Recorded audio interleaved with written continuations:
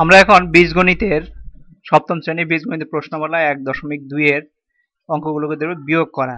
তো এখান থেকে প্রথম রাশি থেকে দ্বিতীয় রাশি বিয়োগ করা 1 থেকে 6 যে কোনো একটা আমরা করব, বা এগুলো তোমরা করে নিতে পারো। যেমন এই 5 নাম্বারটা করি। এখানে নিচে নিচে লিখতে হবে বিয়োগের সূত্র অনুযায়ী 3m square plus 7mn minus 12n square. তো এটাকে আমরা 4n স্কয়ার আছে 4n, তার মানে 4n এখানে স্কয়ার আছে প্লাস 4n স্কয়ার, তারপরে 8m স্কয়ার, এখানে আছে 8m square 8m square minus 3mn এখানে আছে, তার নিচে নিচে আমরা সাজায় লিখলাম। তারপর যদি আমাদের বিয়োগ করতে হলে কি হবে, এই চিহ্নগুলোকে এখানে প্লাস থাকলে মাইনাস লিখতে হবে, এখানে মাইনাস থাকলে প্লাস হবে, এখানে প্লাস থাকলে মাইনাস হবে। তো আমরা এখান থেকে করে আসি, এখানে +4 না -4 ধরতে হবে। তো -4 আর -12 মানে হচ্ছে -16n স্কয়ার, তারপরে +3 -3 না +3 +7 তার মানে +10mn, এখানে -8 +10 তার মানে হচ্ছে 2m স্কয়ার। এটাই হচ্ছে আনসার। তো অন্য অঙ্কগুলো করে নেবা। নিচে দেখুন সদৃশ্য পদগুলো নিচে নিচে সাজিয়ে বিয়োগ করা একই নিয়মে। সদৃশ্য পদ মানে এখানে যেটা আমরা দেখলাম একই ধরনের পদ। এই যে যেমন n স্কয়ার এখানে আছে, এখানে n স্কয়ার ছিল এখানে, তার নিচে লিখেছি। আর এখানে m স্কয়ার আছে, এখানে m স্কয়ারের নিচে m স্কয়ার আসবে। mn এখানে আছে, এই mn এর নিচে এখানে আসবে। তো নিচের গুলো তোমরা ওই একইভাবে সাজায় সাজায় লিখতে পারো। তো এগুলোও ঠিক একই রকম, তোমরা সাজায় সাজায় নিচে নিচে লিখে বিয়োগ করবা। 14 নাম্বার যদি দেখি আমরা, 14 নাম্বার লেখা আছে এত থেকে এত কত বেশি, মানে এটার থেকে এইটা কত বেশি, তার মানে হচ্ছে এইটার থেকে এটা বিয়োগ করলেই তোমাদের কত বেশি সেটা বেরিয়ে আসবে। 15 নাম্বার বলেছে এই রাশি থেকে এই রাশির সঙ্গে কত যোগ করলে যোগফল এত হবে।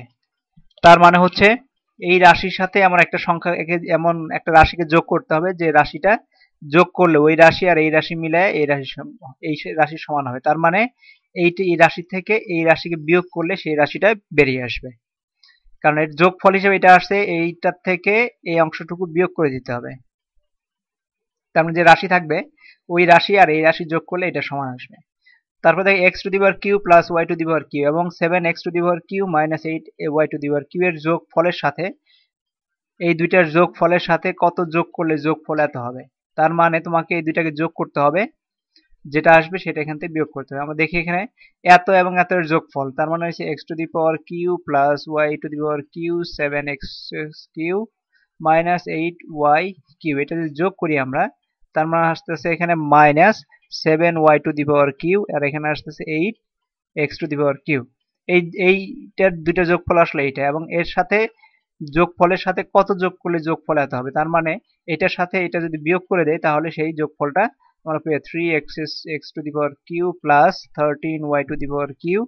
তাহলে এখানে আছে 8x Q minus 7y Q, এটাকে মাইনাস প্লাস হয়ে গেল মাইনাস হয়ে গেল, তার মানে প্লাস 7 আর প্লাস 13 মানে plus 20y to the power Q.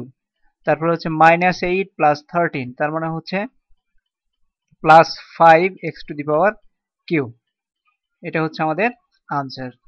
তো 18 নাম্বার 17 নাম্বার যদি এত থেকে কত বিয়োগ করলে যোগফল এত হবে, বিয়োগফল এত হবে, তার মানে এইটা এত থেকে কত বিয়োগ করলে বিয়োগফল এত হবে।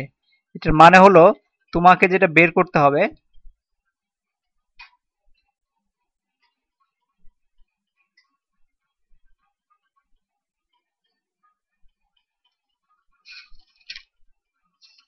তোমার এটা থেকে বিয়োগ করলে বিয়োগফল, আমাদের এটা থেকে এমন একটা রাশি বের করতে যেটা থেকে বিয়োগ করলে এটা বিয়োগফল হবে এইটা। তার জন্য তোমার এই রাশিটাকে এই রাশিটার থেকে এই রাশিটা বিয়োগ করলেই সেই জিনিসটা বেরিয়ে আসবে। তো 3x square X to the power Q plus 3x square Y plus 5xy square minus 2x to the power Q থেকে 9x two the power Q বিয়োগ করে দিতে হবে। তো আমরা 18 নাম্বার যদি করি দেখি, 18 নম্বরে যেটা আছে যে এ সমান এত হলে বি সমান এত হলে প্রমাণ করো A minus B equals to X to the power Q plus X square plus, তার মানে হচ্ছে এই রাশির থেকে এই রাশি বিয়োগ করলে আমাদের যে ফলাফল সেটা ফলাফলটা হবে X to the power Q plus A to the power Q. যদি এটা হয় তাহলে প্রমাণিত হবে, তার মানে এ মাইনাস বি সমান X to the power Q plus A to the power Q. তো এই রাশি থেকে এই রাশি বিয়োগ করে দিবা, দিয়ে লিখে দিবা যে প্রমাণিত।